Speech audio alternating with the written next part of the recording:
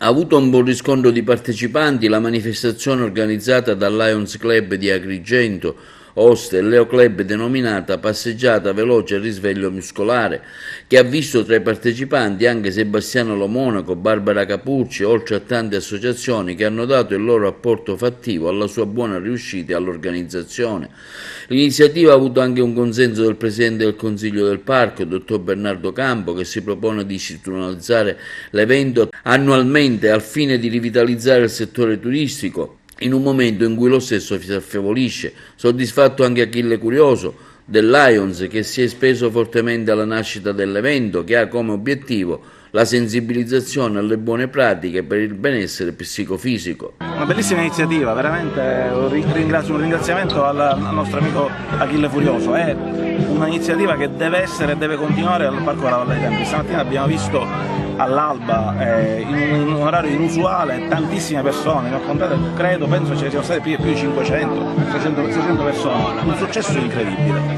Perché questo? Perché apriamo la città al parco, apriamo il parco alla città, e la città è una costola del parco, il parco è una costola della città, stiamo insieme. Noi come parco vogliamo metterci a disposizione di tutto ciò che fa bene alla città.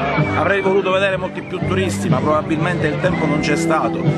Abbiamo parlato più volte di questa manifestazione, la vogliamo istituzionalizzare, vogliamo che ogni fine estate, ogni prima domenica di settembre ci possa essere una cosa del genere, sia qui alla Valle dei Templi, per far conoscere a tutti il nostro parco, per far conoscere gli odori, i sapori, la bellezza del paesaggio a tutti, e anche per cercare di coinvolgere quanto più turisti possibili in questa giornata, in questa mattinata, in queste albe che sono veramente stupende, soprattutto quando il buon Dio ci va questa bellissima giornata. No, io ho partecipato a questa bellissima esperienza questa mattina, nonostante la levataccia, però ne è valsa la pena perché veramente è stata una bellissima passeggiata. Poi ho riscoperto dei luoghi che non conoscevo, tra l'altro, e poi ho visto gente di tutte le età, quindi dal ragazzino all'anziano, per cui è un percorso che può fare chiunque e che fa bene, quindi insomma spero che si rifaccia anche l'anno prossimo e che questi luoghi vengano sempre scoperti, anzi riscoperti. Volevo lodare anche